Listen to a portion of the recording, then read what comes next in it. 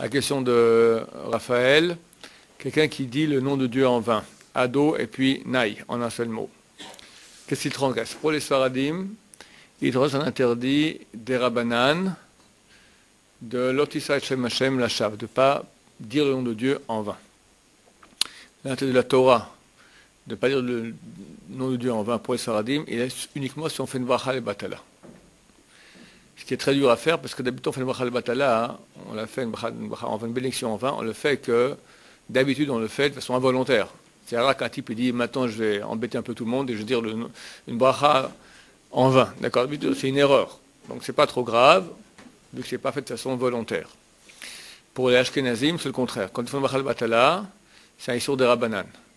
Et par contre, ils disent le nom de Dieu comme ça en vain, alors c'est un interdit de la Torah. C'est interdit valable aussi si quelqu'un dit le nom de Dieu en français.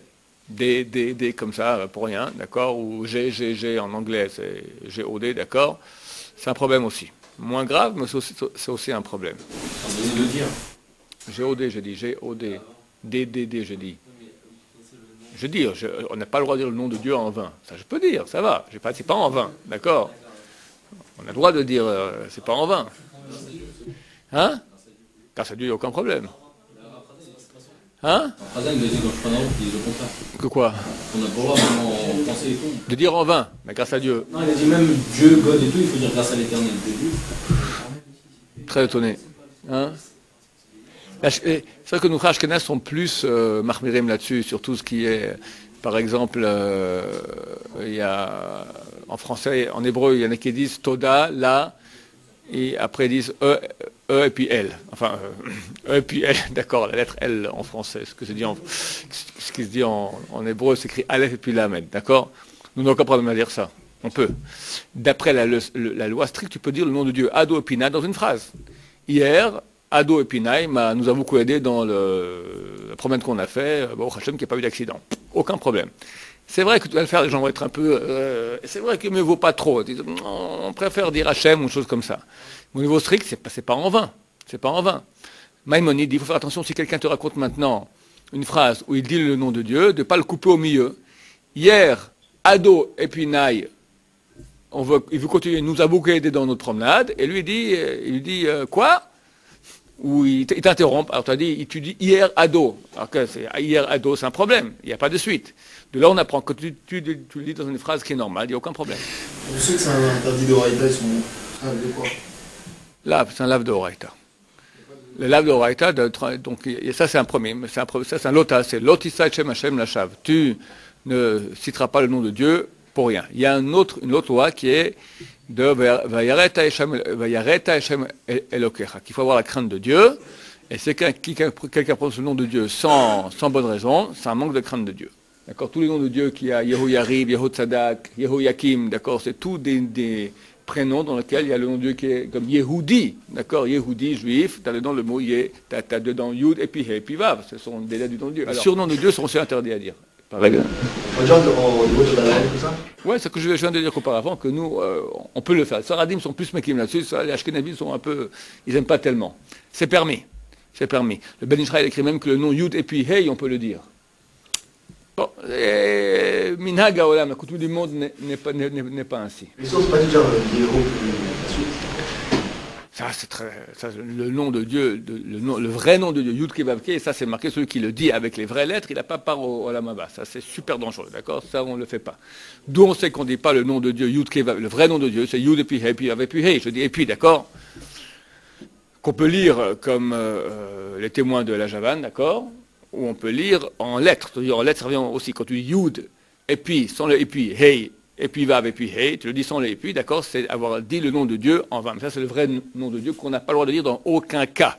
Si ce n'est le Kohen Gadol, à Yom Kippour, à l'époque, le temple existait en super sainteté, d'accord? Il rappelait son nom de Dieu. C'est un des chemins fourrages, le nom ineffable, d'accord, c'est ça.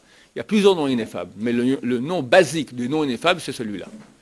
Donc on a pensé, c'est très bien de penser. Il faut le penser jour et nuit. Sans cesse, ça c'est le top de la Kedusha, d'accord? C'est quelqu'un qui fait ça. Yud Kevavke, si possible avec le Nikoud, avec les points, Yir'a. Yir'a, c'est sous le Yud, tu mets un point, fait Yi. Après, sous le He, tu mets 2 points, ça fait E, d'accord? Et après, sous le Vav, tu mets un Kama, ça fait A. Comme, voilà, bon. D'accord? Alors, je suis en train d'expliquer ça. Alors, au niveau de la pensée, c'est très bien. Maintenant, au niveau de le dire, c'est interdit. D'où on apprend cela? C'est marqué Ze Shmi Veze Zichri Le'olam. C'est mon nom et c'est mon souvenir Le'olam pour l'éternité. Quand Dieu se dévoile, il dit Yud Ke Vav Ke. Maintenant, Le'olam, le mot Le'olam, il est marqué sans Vav. Olam, c'est écrit en hébreu Ain, Vav, Lamed Mem. Là, il est marqué Ain, Lamed Mem, sans le Vav. On peut lire les Elem. Les Elem signifie pour le cacher. De là, Chazal ont eu une asmarta, un appui pour dire que le nom de Dieu, il faut le cacher. On ne peut pas le dire. Et c'est marqué dans la dernière Mishnah de traité Sanhedrin, la première Mishnah du dernier chapitre de Sanhedrin, tous ceux qu'on parle au Lamaba, parmi eux, celui qui dit le nom de Dieu, le vrai nom. D'accord? Pas en vain. Il dit, Baouchata, il dit Yud Ke Vav Ke. Il y a des gens qui m'écrivent sur Internet, enfin des goïs, machin, pourquoi c'est son vrai nom? Par contre, c'est marqué dans la Torah, Yud Ke Vav Ke, disons-le. C'est marqué à la version anglaise. C'est que pour les juifs ou aussi pour les juifs? Est-ce que les goïms doivent respecter le nom de Dieu? Ils n'ont pas le droit de blasphémer. C'est une des 7 lois noachides. Donc ils doivent, la loi du blasphème, elle provient en fait d'une mitzvah d'honorer le nom de Dieu. Donc il est vrai, j'imagine, j'aurais vérifié, mais j'imagine qu'un goy aussi n'a pas le droit de prononcer le nom de Dieu en vain. Il y a 7 noms de Dieu qui sont les noms saints, qu'on n'a pas le droit d'effacer, qui sont Rambam, Ahava, quelqu'un peut me sortir un Rambam? Mada. Alors, le Rambam écrit dans son livre Mada, la connaissance, le premier livre dans Mada, c'est Soda Torah, pardon? De quoi je parlais? Ah oui, donc un non-juif qui respecte les lois noachides, dans l'optique qu'elles ont été données par le Dieu d'Israël, par le cadre de la Torah, par Moshe Rabbeinu au Mont Sinaï, a droit au monde futur. Le goy a l'avantage qu'il peut, s'il veut, se convertir et devenir juif. Donc lui a le choix. Nous, on n'a pas le choix. On a 613, pas un de moins. D'accord? Pas un de plus non plus. Mais le goy, s'il veut maintenant rester à 7 et le faire dans le cadre du judaïsme, d'accord, la Torah, elle n'est pas que pour le peuple juif, elle est pour l'humanité entière. Donc un goy maintenant qui veut faire les 7 lois noachides, pas qu'il veut, il doit. Et s'il les fait, il a droit au lamaba. Tof. Alors les noms, je vous chercherai quand même les noms. On va revenir à nos moutons. Les 7 noms qu'on ne peut pas effacer. Yud Ke Vav Ke, qui est le Shem Amfourash, comme ça écrit le Rambam. Donc le nom ineffable. Après le nom Ado et puis Naï. Après le nom E et puis L. D'accord? Après le nom Eloka, mais à la place de dire K, vous dites Ha. D'accord? Eloka. Elokim, idem, le K, vous remplacez par un Hey. Eloké, à la place du K, vous remplacez par un Hey. Shakai, à la place du K, vous remplacez par un D. Shad, et puis Aïe, d'accord? Et Tzvakot, à la place du K, vous mettez un O. Tzvakot. Yud Ke Vav Ke. Oui, parce qu'il dit que Yud Ke Vav Ke et Adnout, considère que c'est le même, parce que un c'est la façon de l'écrire, l'autre c'est la façon de le prononcer. Ok, néanmoins, c'est vrai que Eloké c'est la même chose. Hein. Bête. Il dit que Eloké c'est une partie du nom, alors que Eloké Chem par exemple, le Chem c'est déjà un suffixe, c'est une chose que tu rajoutes. Eloké c'est une partie intégrante. Mainaf Kamina.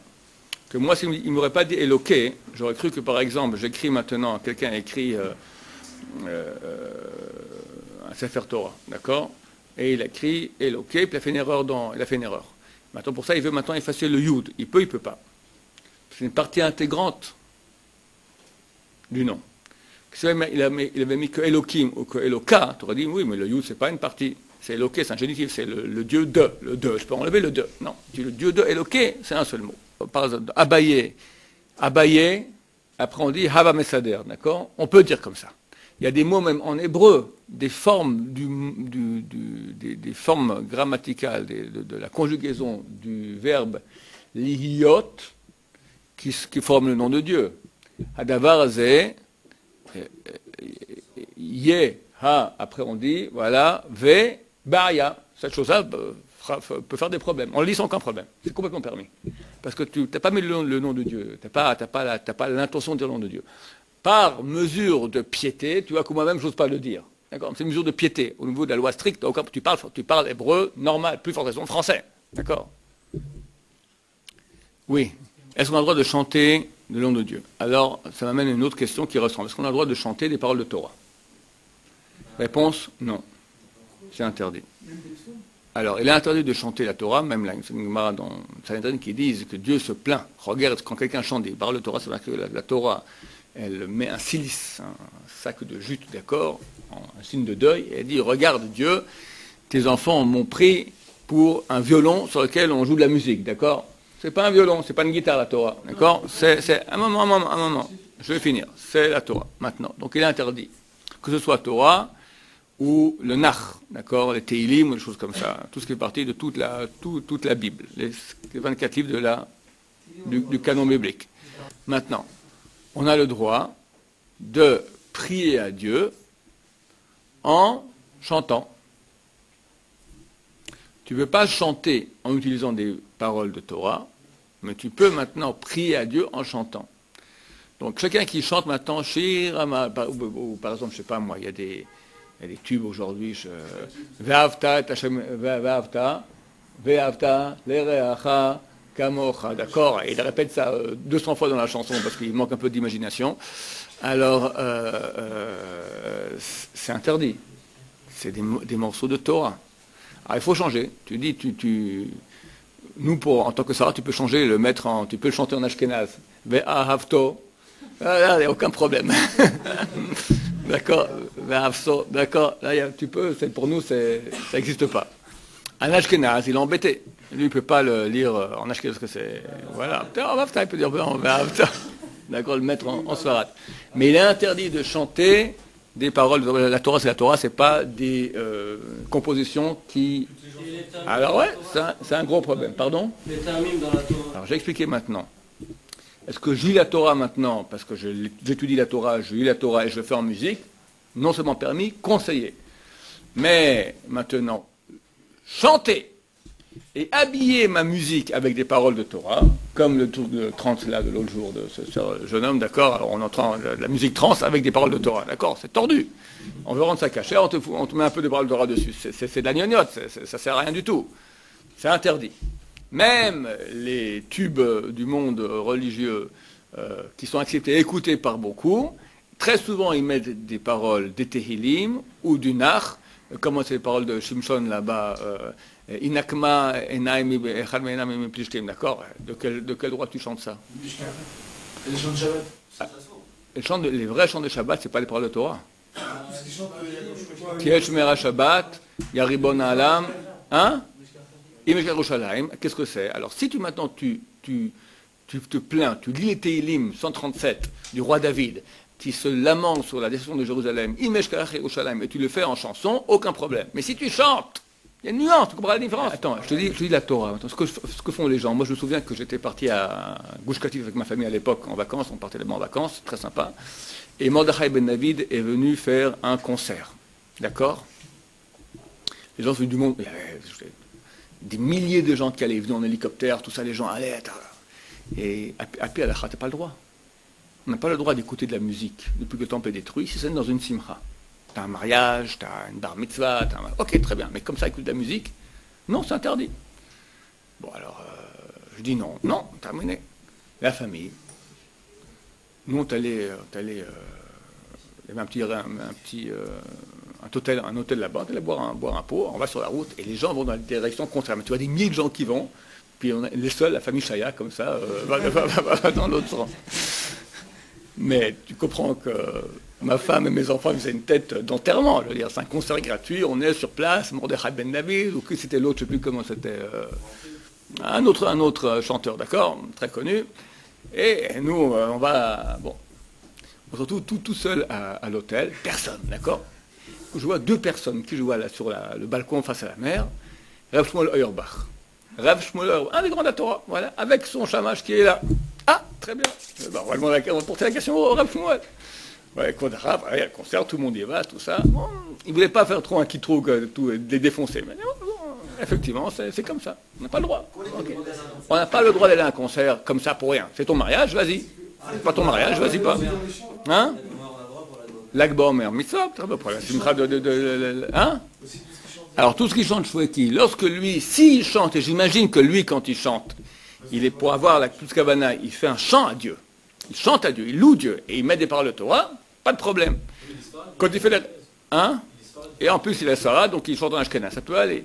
Mais les gens qu'il a dans le couloir de l'Eshiva, ils chantent Yimeshkech Yerushalayim, talala, talala, d'accord, quoi Yimeshkech Yerushalayim, une petite bague, que ma langue se colle à mon palais, que j'oublie ma droite si je t'oublie. Et ils chantent, t'as pas une clope, Yimeshkech Yerushalayim. Non, je comprends, ce sont des écrits saints, c'est des écrits saints, c'est des écrits saints. Pas comme ça à jouer avec. Alors c'est vrai que ce que je dis, c'est très dur, c'est très dur. Alors ce que je vous conseille, alors ce qu'il faut, tu changes une lettre du verset. Tu changes une lettre du verset, ça va. Les chants israéliens, ils parlent à Dieu, mais ils disent... Tant que c'est pas des paroles de Torah. Non, je parle du nom de Dieu. Ah oui, le nom de Dieu, ils disent. S'ils chantent, s'ils louent Dieu, ça va. S'ils louent pas Dieu, en aucun cas. Déjà comme ça, c'est délicat. Je te dis que tu as le droit, d'après le Rambam, tu as le droit de dire dans une phrase, Dieu hier nous a beaucoup aidé dans la promenade. Ok, très bien. Alors, si tu loues Dieu, tu peux. Mais quand tu chantes maintenant et tu répètes le nom de Dieu comme ça, et puis tu es là, tu parles de politique au milieu, c'est une chanson. Chanson, non, tu rappelles le nom de Dieu, le nom ineffable, le nom terrible de Dieu, qu'est-ce que ça veut dire?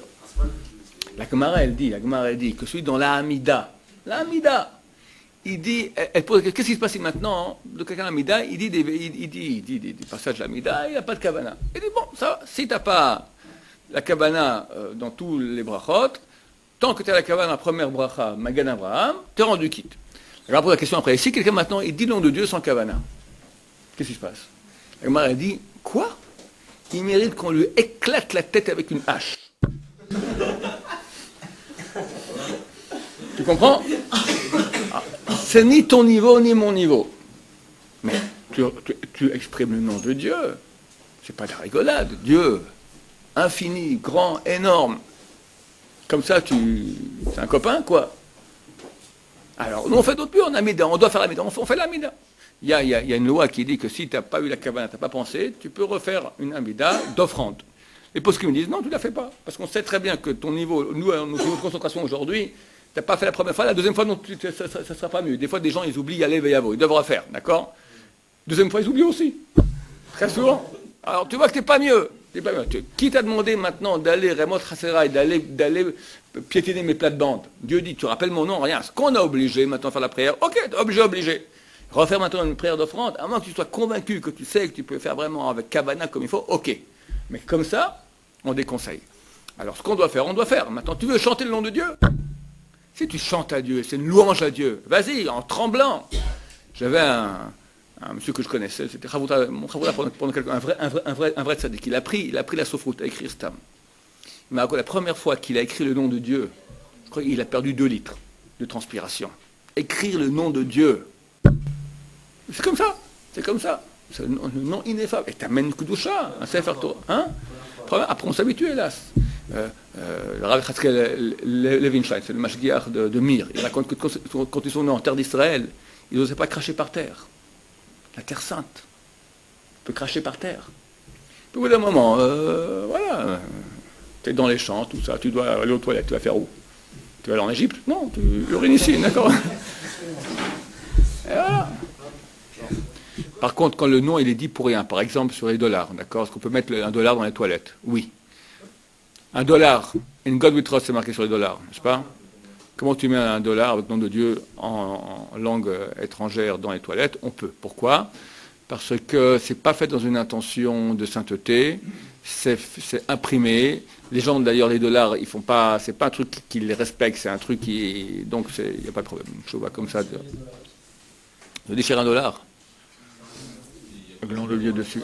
Je pense pas, je ne sais pas. J'ignore. Ok, messieurs, c'est bon. Que Dieu nous aide à respecter son nom, le respecter lui aussi. Et l'image de Dieu, j'ai pas fini, l'image de Dieu sur terre, c'est notre prochain, d'accord? Tselem Elohim, à l'image de Dieu. Donc le meilleur moyen d'apprendre à respecter Dieu, c'est respecter son prochain. Et là, il y a beaucoup de travail. Pas l'insulter, être sympathique avec lui, sourire, lui montrer ses dents, d'accord? C'est marqué celui qui montre ses dents à son prochain, c'est comme s'il lui donne un verre de lait. D'accord, c'est très très grand. Et comme ça, quand on commence à respecter son prochain, on peut commencer aussi à atteindre la divinité.